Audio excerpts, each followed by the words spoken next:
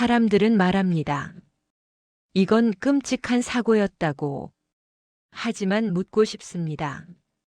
정말 우연이었을까요? 77세 노인이 잠든 사이 집안에 휘발유가 뿌려졌습니다.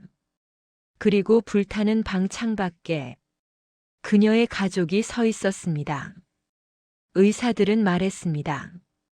이 나이에 이 정도 화상이면 살아날 확률은 5%도 안 됩니다. 그런데 그녀는 살아남았습니다. 그리고 그날 밤 누가 그녀를 죽이려 했는지 모두 밝혀졌습니다. 끝까지 보시면 왜 이 할머니가 불쌍한 피해자가 아니라 가장 무서운 생존자인지 알게 될 겁니다. 사람들은 내 흉터를 보고 고개를 돌립니다. 77세 박순자 할머니. 매일 아침 거울 앞에 섭니다. 왼쪽 얼굴을 덮은 붉은 흉터. 목에서 어깨까지 이어진 울퉁불퉁한 살갗. 오른손 손등은 마치 녹은 초처럼 일그러져 있고 팔뚝의 피부는 여러 겹으로 주름져 있습니다. 거울을 보는 순자의 눈에는 슬픔이 아니라 단단함이 서려 있습니다. 매일 아침 이 얼굴을 마주하며 그날 밤을 떠올립니다. 동네 슈퍼에 장을 보러 갑니다. 계산대 앞에 서자 점원이 순간 움찔합니다. 시선이 순자의 얼굴에서 재빨리 다른 곳으로 향합니다. 뒤에 서 있던 아주머니가 옆 사람에게 속삭입니다.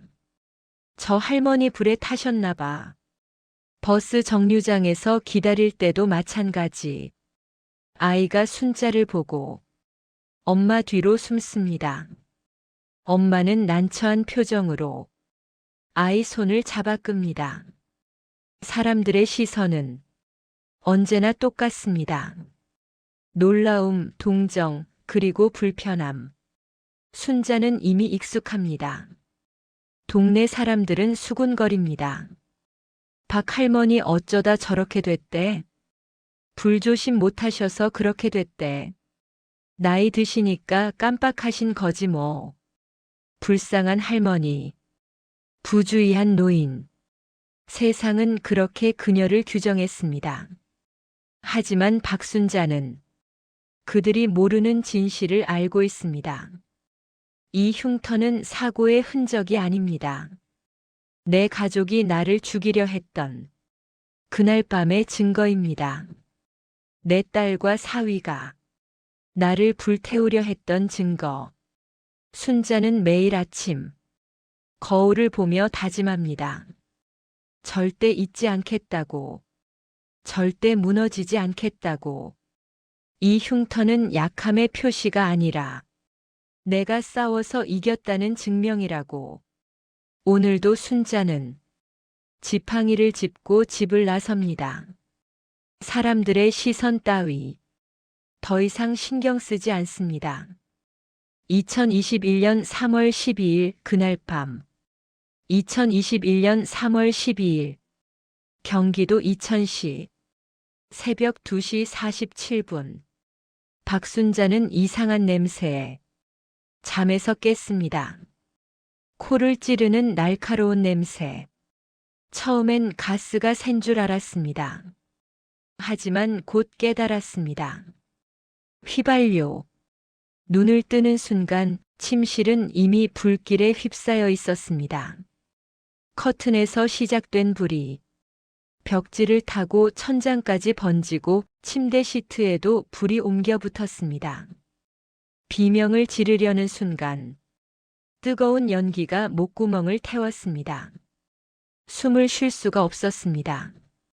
77세 노인의 몸으로 순자는 침대에서 굴러떨어졌습니다. 쿵. 바닥에 내려앉는 순간 무릎이 부딪혔지만 그런 건 중요하지 않았습니다. 바닥도 이미 뜨거웠습니다. 마룻바닥까지 열기가 전달되고 있었습니다. 문까지 기어가야 했습니다. 손과 무릎으로 바닥을 짚으며 필사적으로 움직였습니다. 피부가 바닥에 닿을 때마다 지글거리는 소리가 났습니다. 드디어 문에 도착했습니다. 손잡이를 잡았습니다. 뜨거워. 손바닥 살이 타는 냄새가 났습니다.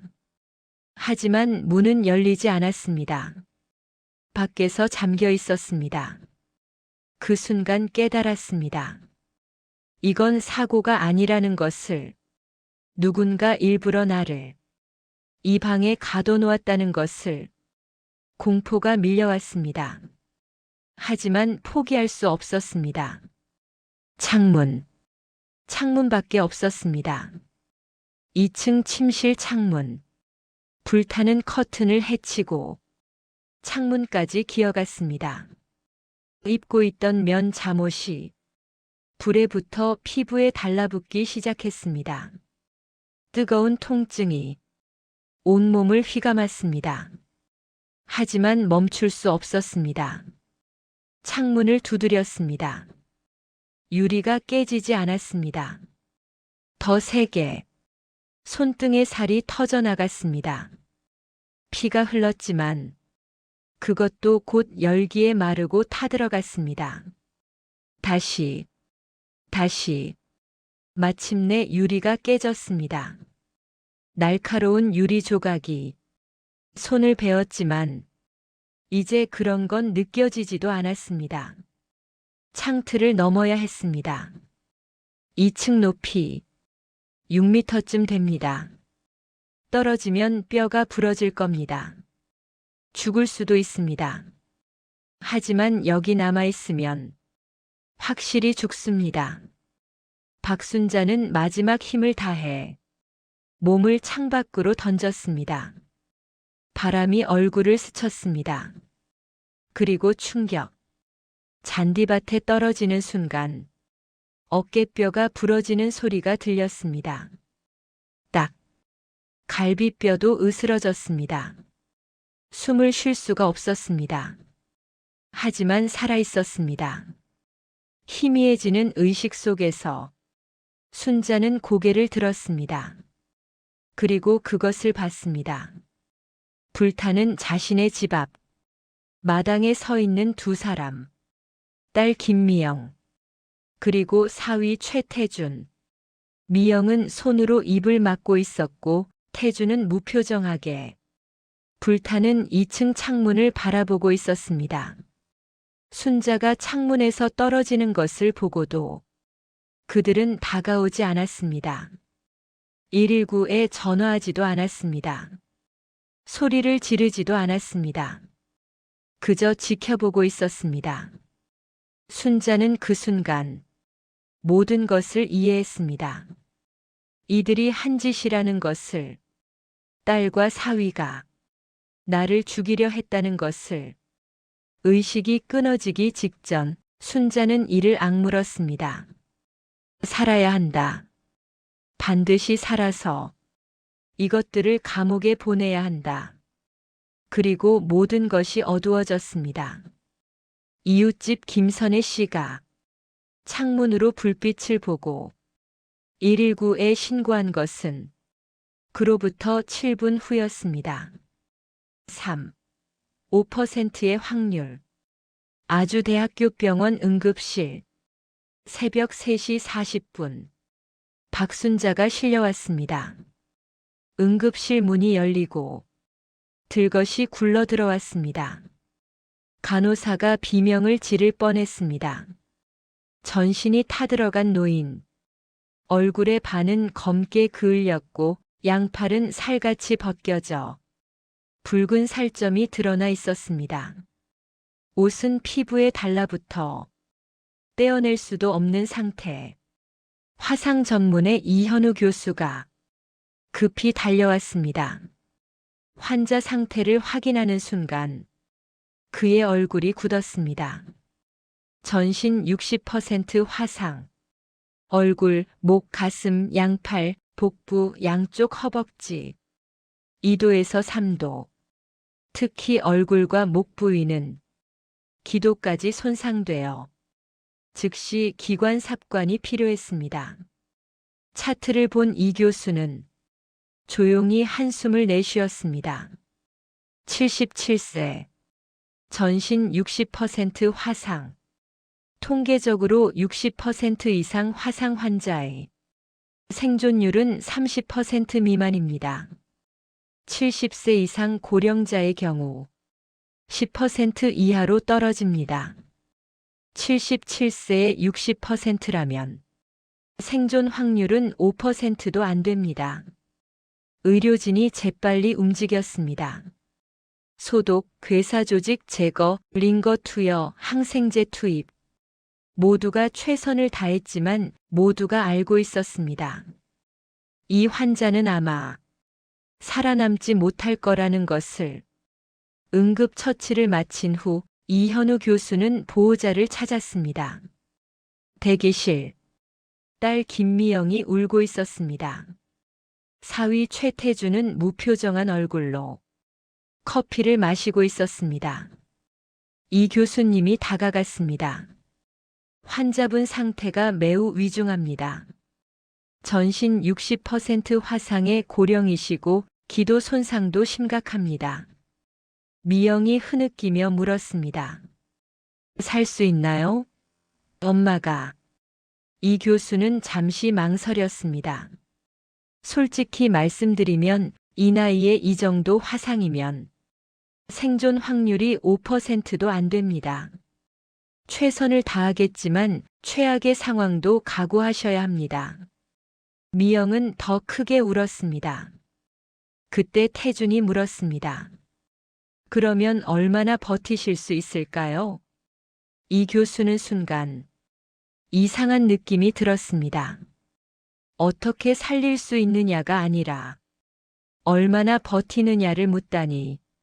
환자분 의지와 치료 경과에 달렸습니다. 중환자실로 옮겨진 순자. 모르핀 투여로. 고통은 조금 가라앉았지만 의식이 돌아올 때마다 지옥이 찾아왔습니다.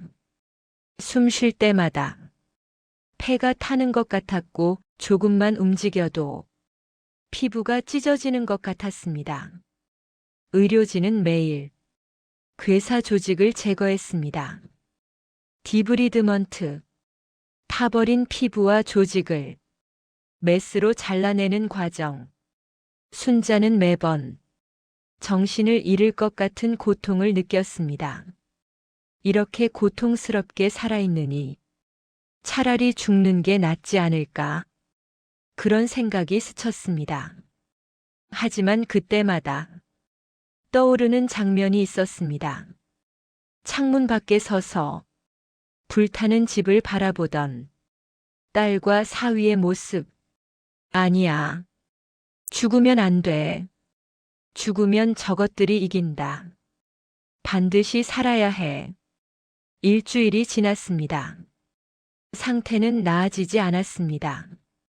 감염이 시작됐습니다. 화상 환자의 최대적 피부 장벽이 무너진 상태에서 세균들이 침투했습니다. 고열, 폐혈증 징후. 강력한 항생제를 투여했지만 효과는 미미했습니다. 열흘째. 순자의 상태는 급격히 악화됐습니다. 이 교수는 다시 가족을 불렀습니다. 환자분이 이제 며칠 버티기 힘들 것 같습니다. 마음의 준비를 하셔야 할 것 같습니다. 미영은 또 울었습니다. 하지만 태주는 물었습니다. 혹시 사망 진단서는 언제쯤 받을 수 있을까요? 이 교수는 그 질문에 등골이 오싹했습니다. 사망 직후 발급 가능합니다. 그날 밤 순자는 꿈을 꿨습니다. 돌아가신 어머니가 나타났습니다. 순자야, 아직 때가 아니다. 너는 살아야 한다. 내가 도와줄게. 포기하지 마라. 어머니는 약초 향기를 남기고 사라졌습니다. 순자는 눈을 떴습니다. 그리고 결심했습니다. 50년 전 어머니의 비법. 순자는 어렴풋한 의식 속에서 어릴 적 기억을 떠올렸습니다. 1950년대 강원도 산골 마을. 어머니 박영숙은 마을의 산파이자 약초 치유사였습니다. 병원이 없던 시절 마을 사람들은 모두 순자 어머니를 찾았습니다. 아기를 낳을 때, 다쳤을 때, 병들었을 때 어머니는 산에서 캔 약초로 기적을 일으켰습니다. 어린 순자는 어머니를 따라다니며 배웠습니다. 금잔화는 상처 소독에, 알로에는 화상에, 쑥은 염증에. 어머니는 늘 말했습니다. 순자야, 약초는 조상들의 지혜다. 서양 의학이 발전해도 우리 약초의 힘을 잊으면 안 된다. 그 기억. 순자는 간신히 의식을 차리고 조카 박민수를 불렀습니다. 민수는 순자의 친정 조카, 유일하게 믿을 수 있는 사람이었습니다. 순자는 떨리는 손으로 메모를 썼습니다. 옛날 할머니 약초 처방전. 우리 집 다락방 빨간 상자. 가져와 줘. 민수는 의아했지만 고모의 부탁을 들어줬습니다. 불에 타지 않은 창고에서 50년 된 빨간 나무 상자를 찾았습니다. 안에는 할머니가 직접 쓴 약초 처방전들이 가득했습니다. 화상치료법, 상처소독법, 염증치료법. 순자는 화상치료 처방을 골랐습니다. 하지만 문제가 있었습니다. 병원이 허락할 리 없었습니다. 검증되지 않은 민간요법이라며 거부할 게 뻔했습니다. 그때 간호사 한 명이 조용히 다가왔습니다. 40대 중반의 박지영 간호사. 제가 도와드릴게요. 박 간호사도 시골 출신이었습니다.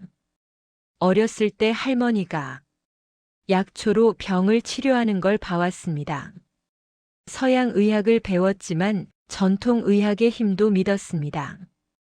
의사 선생님께는 비밀로 해야 해요. 들키면 저도 환자분도 큰일 나요. 민수와 박 간호사는 조심스럽게 준비했습니다.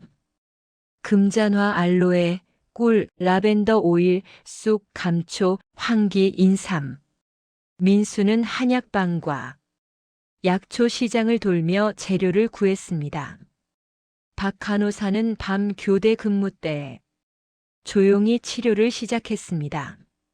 먼저 금잔화와 쑥을 달인 물로 상처를 소독했습니다. 그 다음 알로에와 꿀을 섞은 연고를 조심스럽게 발랐습니다.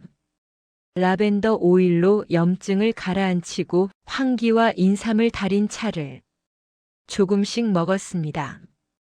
첫날 변화 없음. 둘째 날 여전함.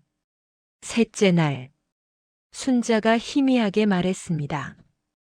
조금 덜 아파. 넷째 날 놀라운 일이 일어났습니다. 가장 심했던 팔 부위 화상이 조금씩 아물기 시작했습니다. 일주일 후 감염 수치가 떨어졌습니다. 열이 내렸습니다. 상처에서 고름이 멈췄습니다. 이 교수는 차트를 보고 눈을 의심했습니다. 이게 어떻게 된 거지? 이 나이에 이 정도 화상이 이렇게 빨리 회복될 수가 없는데. 다른 의사들도 모였습니다. 면역력이 갑자기 올라갔어요. 상처 치유 속도가 비정상적으로 빨라요. 감염이 저절로 사라지고 있어요. 이건 의학적으로 설명이 안 됩니다. 이 교수는 순자에게 물었습니다. 환자분 혹시 특별히 드시는 게 있으신가요? 순자는 희미하게 웃었습니다. 옛날 우리 어머니 비법이요. 이 교수는 더 묻지 않았습니다. 의학적으로 설명할 수 없어도 환자가 좋아지고 있다면 그것으로 충분했습니다. 2주 후 순자는 기관 삽관을 뺐습니다.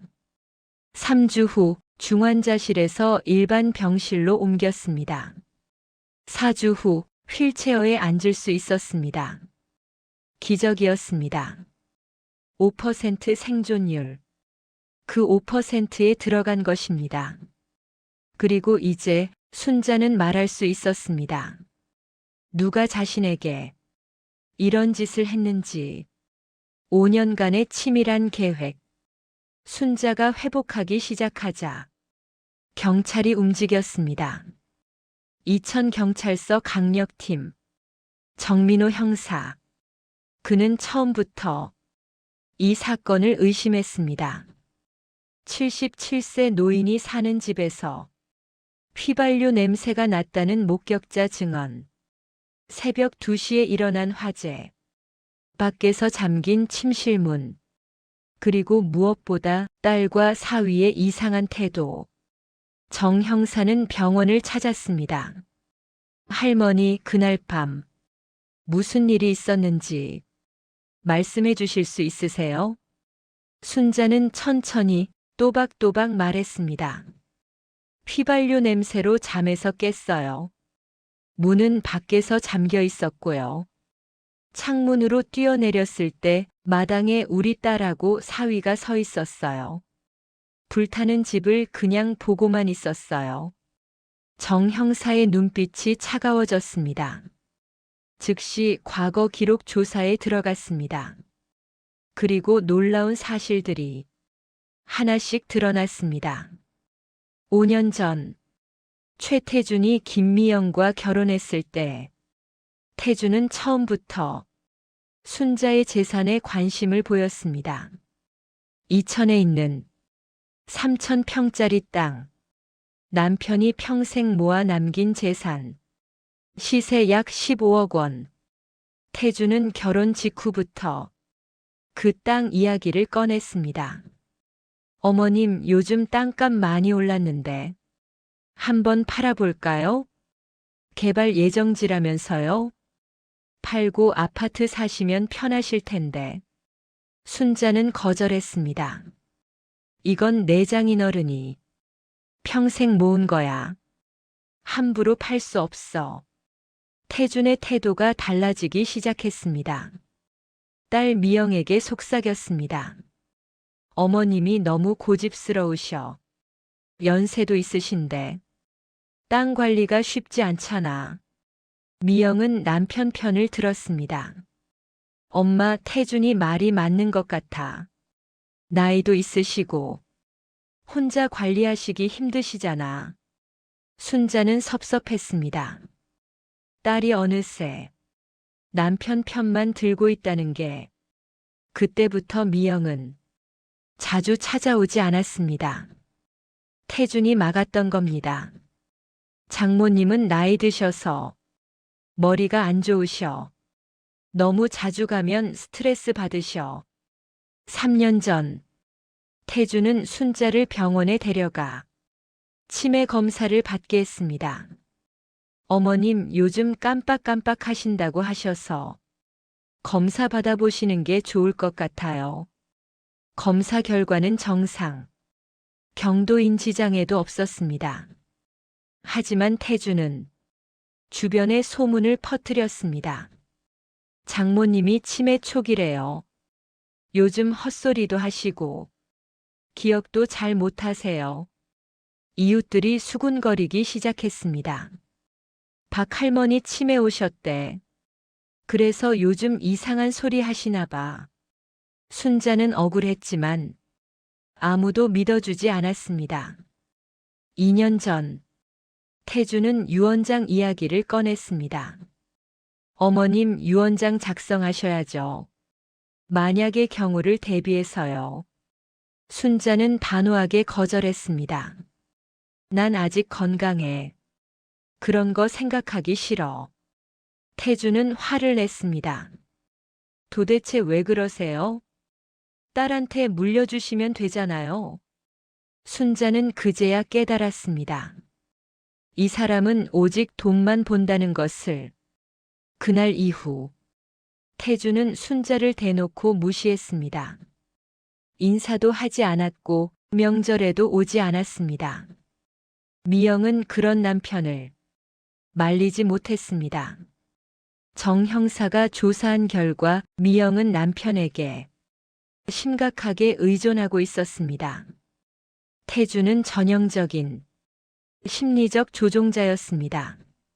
미영을 가족과 친구들로부터 고립시키고 자신만 의지하게 만들고 자존감을 깎아내렸습니다.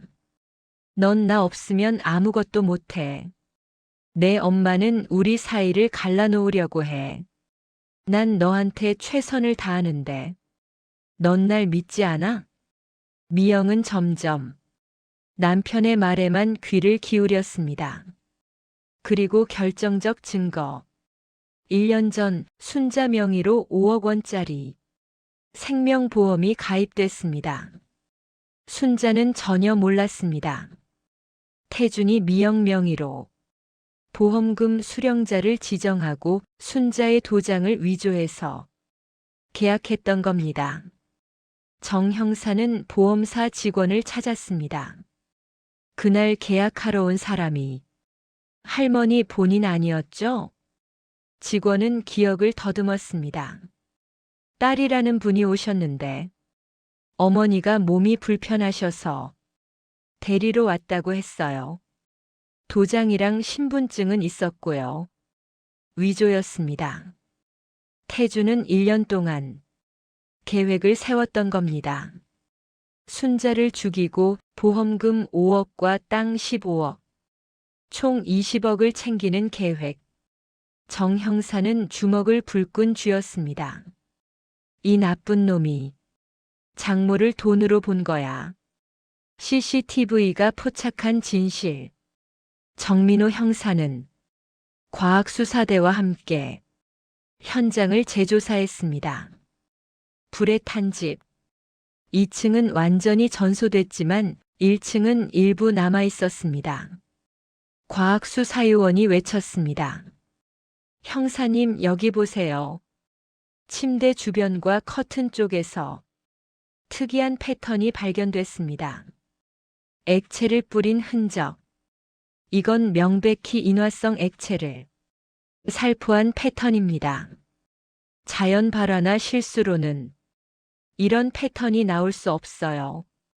샘플 분석 결과 휘발유 성분 검출. 방화 확실합니다.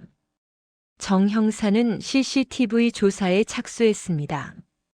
순자의 집엔 없었지만 이웃집 2곳에 있었습니다. 첫 번째, 이웃집 김선의 시댁 CCTV. 화재 발생 30분 전, 오전 2시 17분. 최태준이 순자의 집으로 들어가는 모습이 선명하게 포착됐습니다. 손에는 검은색 비닐봉지. 2시 37분. 태준이 나옵니다. 빈손이었습니다. 두 번째. 건너편 편의점 CCTV. 2시 42분. 태준이 미영과 함께 집 근처 골목에 서 있습니다. 그리고 2시 47분. 1층 창문에서 불빛이 보이기 시작합니다. 2시 50분. 2층까지 불길이 번집니다. 태준과 미영은 그 자리에 서서 지켜봅니다. 순자가 창문을 깨고 뛰어내리는 순간 미영은 손으로 입을 막습니다. 하지만 태준은 미영의 손을 잡고 그 자리를 떠납니다. 119에 신고한 건 이웃 주민 김선희 씨. 2시 53분. 가족은 신고조차 하지 않았습니다. 정 형사는 즉시 태준의 집을 압수수색했습니다. 차고에서 발견된 것들. 빈 휘발유통. 안에서 휘발유 성분 검출. 위조된 유언장 초안. 순자의 재산을 미영에게 전부 상속한다는 내용. 생명보험계약서 사본, 그리고 결정적으로 태준의 신발 밑창에서 순자의 집 마룻바닥, 나무 조각이 발견됐습니다. 화재 당일 그 집에 들어갔다는 물리적 증거. 정 형사는 태준을 긴급 체포했습니다. 최태준 살인미수 및 방화 혐의로 체포합니다. 태준은 발뺌했습니다. 무슨 소리예요? 저는 그날 집에 있었어요. CCTV에 다 찍혔어.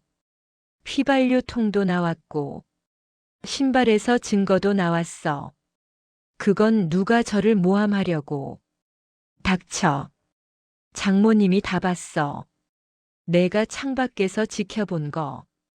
태준은 입을 다물었습니다. 미영도 조사를 받았습니다. 당신도 공범이야. 그날 같이 있었잖아. 미영은 울면서 부인했습니다. 저는 몰랐어요. 남편이 그냥 나가보자고 해서. 불난 거 보고도 신고 안 했잖아. 전 너무 놀라서. 남편이 가자고 해서.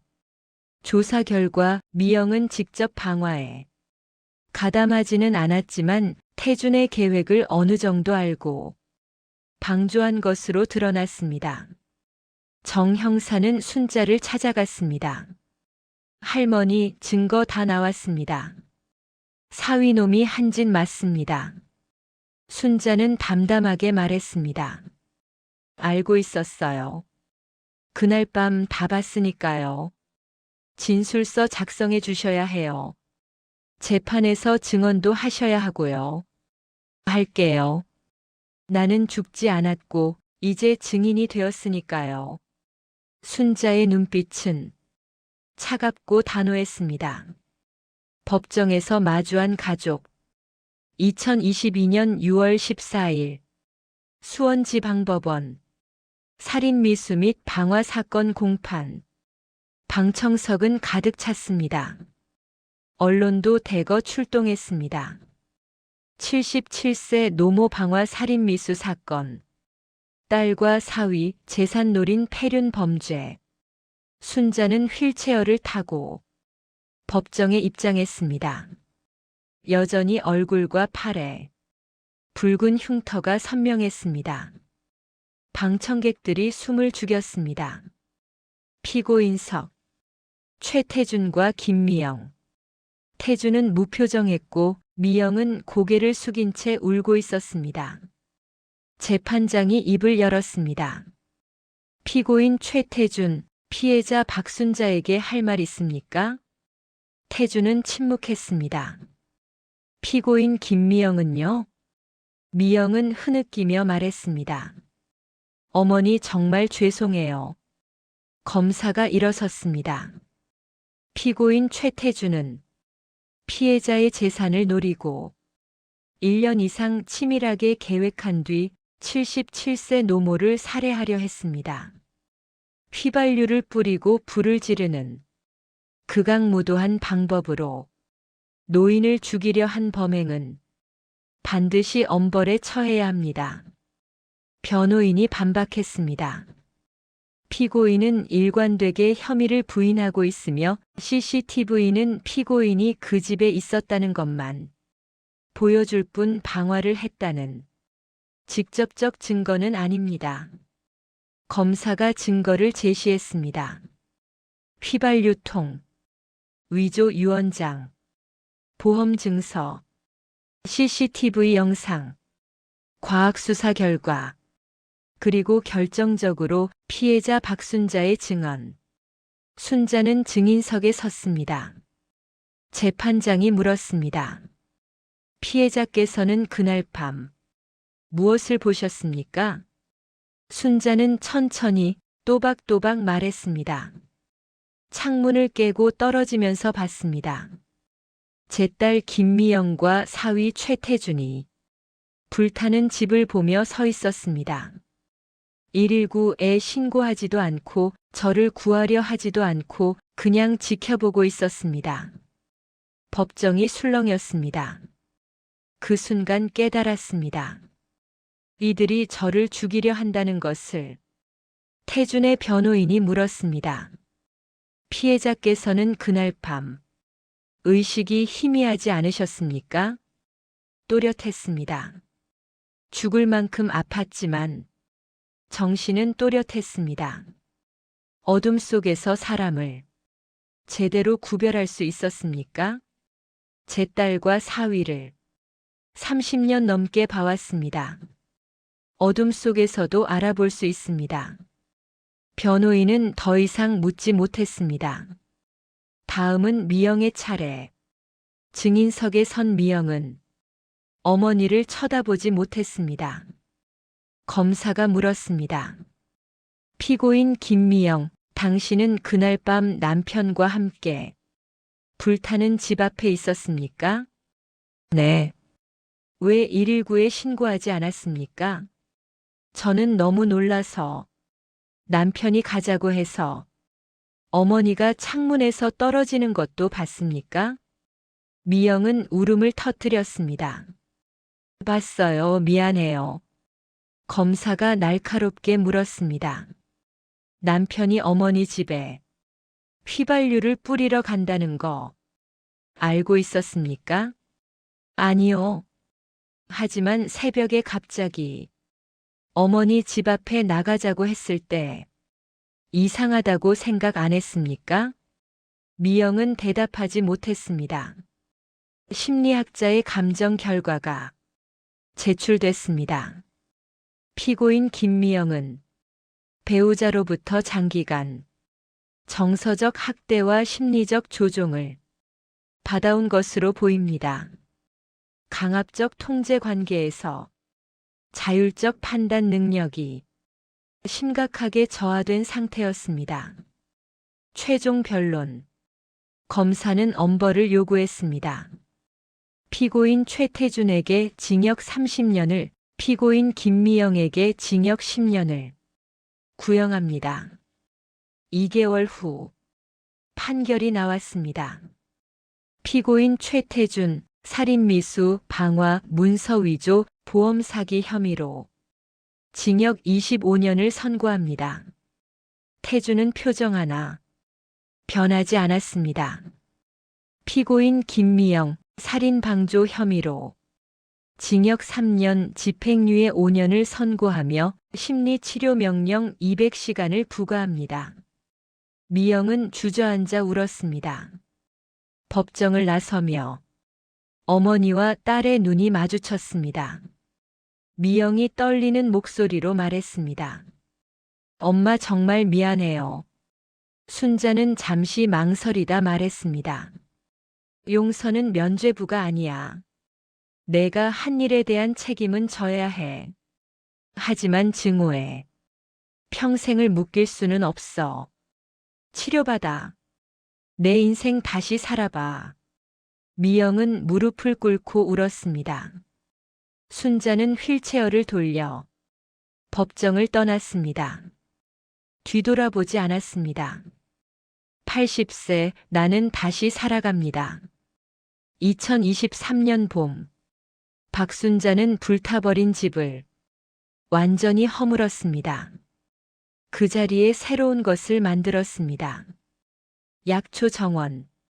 3,000평 땅의 절반을 팔아 치료비를 충당하고 나머지 1,500평의 약초를 심었습니다.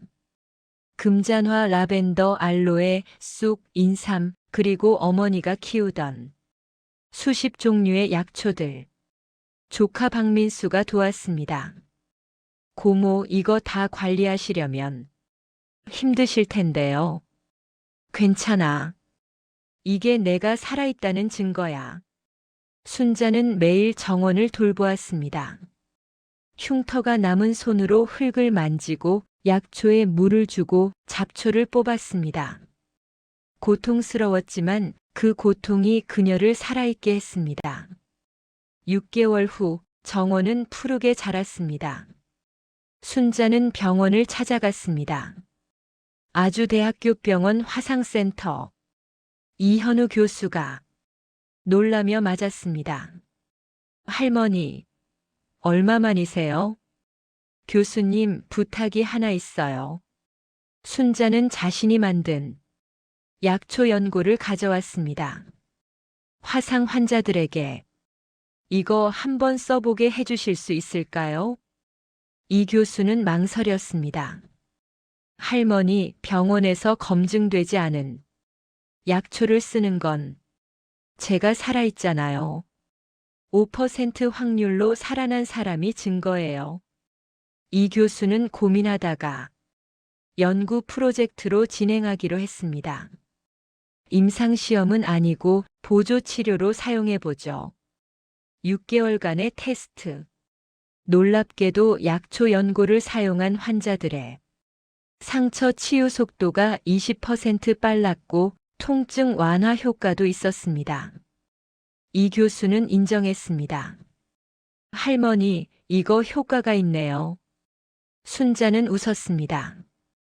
우리 조상들의 지혜예요. 순자는 정기적으로 병원을 방문해 화상 환자들을 만났습니다. 제가 77세에 전신 60% 화상을 입었어요. 의사들은 살 수 없다고 했죠. 하지만 저는 살았어요. 여러분도 할 수 있어요. 흉터를 숨기지 않았습니다. 오히려 보여주었습니다. 이 흉터는 부끄러운 게 아니에요. 제가 싸워서 이긴 증거예요. 환자들은 희망을 얻었습니다. 특히 젊은 화상 환자들이 순자를 찾았습니다. 할머니, 저 이 얼굴로 어떻게 살아요? 순자는 말했습니다. 처음엔 힘들 거야. 사람들이 쳐다볼 거고 상처받을 거야. 하지만 시간이 지나면 알게 돼. 내 가치는 얼굴이 아니라 내 안에 있다는 걸. 2024년 순자는 화상 환자 자조 모임을 만들었습니다. 불꽃 생존자들. 매달 한 번 화상 환자들이 모여 경험을 나누고 서로를 위로했습니다. 순자는 그들에게 약초 연고 만드는 법을 가르쳤습니다. 직접 만들어 보면 치유가 더 빨라요. 내 손으로 나를 낫게 하는 거니까요. 2025년 3월. 화재가 난 지 4년이 지났습니다. 순자는 이제 80세. 여전히 매일 약초 정원을 돌봅니다. 어느 날 한 기자가 인터뷰를 요청했습니다.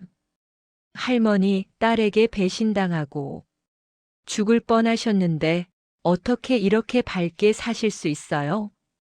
순자는 웃으며 대답했습니다. 원망하고 증오하면서 사는 건 저 사람들에게 제 인생을 또 한 번 빼앗기는 거예요. 전 더 이상 빼앗기고 싶지 않아요. 그래서 전 제 인생을 다시 살기로 했어요. 80세에 새로 시작한 거죠. 기자가 물었습니다. 딸분은 요즘 어떻게 지내세요? 치료받고 있어요. 가끔 편지가 와요. 용서하셨어요? 순자는 잠시 생각하다 말했습니다. 용서와 화해는 다른 거예요. 전 용서했지만 예전처럼 돌아갈 수는 없어요. 하지만 그 애도 피해자였어요. 나쁜 사람에게 조종당한. 그래서 그 애가 다시 일어서길 바래요. 저처럼요. 정원에 꽃이 피었습니다. 금잔화의 노란 꽃, 라벤더의 보라색 꽃, 쑥의 연한 초록빛. 순자는 그 사이를 걷습니다. 휠체어가 아니라 이제는 지팡이를 짚고 천천히 하지만 확실하게 정원 한가운데에 작은 비석이 있습니다. 어머니 박영숙, 당신의 지혜로 딸을 살렸습니다. 순자는 매일 그 앞에서 약초차를 마십니다. 그리고 생각합니다. 나는 2번 태어났다. 한 번은 엄마 뱃속에서 또 한 번은 불 속에서. 첫 번째 탄생은 선택이 아니었지만 2번째 탄생은 내 선택이었다. 살기로 선택했고, 용서하기로 선택했고, 다시 시작하기로 선택했다. 정원에서 일하다가 가끔 젊은 화상 환자들이 찾아옵니다. 할머니, 저도 할 수 있을까요? 순자는 자신의 흉터를 보여주며 말합니다. 이 흉터 보이죠? 이건 패배의 흔적이 아니에요. 내가 살아남았다는 증거예요. 내 흉터도 마찬가지예요. 넌 이미 살아남은 거예요. 이제 어떻게 살 건지만 선택하면 돼요. 해가 집니다. 정원에 황금빛이 내립니다. 80세 박순자 할머니는 물조리개를 들고 마지막 약초에 물을 줍니다. 내일도 여기 있을 거예요. 모레도. 살아있는 한 그녀는 여기서 다른 이들에게 희망을 줄 겁니다. 불 속에서 살아남은 씨앗처럼 그녀는 다시 피어났습니다. 그리고 이제 다른 씨앗들이 피어나도록 돕고 있습니다. 이 이야기는 단순한 범죄 사건이 아닙니다. 한 인간의 존엄과 회복, 그리고 다시 일어서는 힘에 대한 이야기입니다. 77세에 전신 60% 화상을 입고 5% 생존율이라는 선고를 받았지만 박순자 할머니는 살아났습니다. 가족에게 배신당했지만 증오보다 용서를 선택했습니다. 80세에 새로운 삶을 시작했고 이제는 다른 이들에게 희망을 주는 사람이 되었습니다. 노년도 여성도 화상 환자라는 이름도 그녀를 약하게 만들지 못했습니다. 오히려 더 강하게 만들었습니다. 여러분은 어떻게 생각하시나요? 만약 이 영상이 여러분에게 조금이라도 울림을 주었다면 구독과 좋아요 부탁드립니다. 여러분의 선택입니다. 댓글로 여러분의 생각을 나눠주세요. 힘든 시간을 겪고 계신 분들께 이 이야기가 작은 희망이 되길 바랍니다. 끝까지 시청해 주셔서 감사합니다.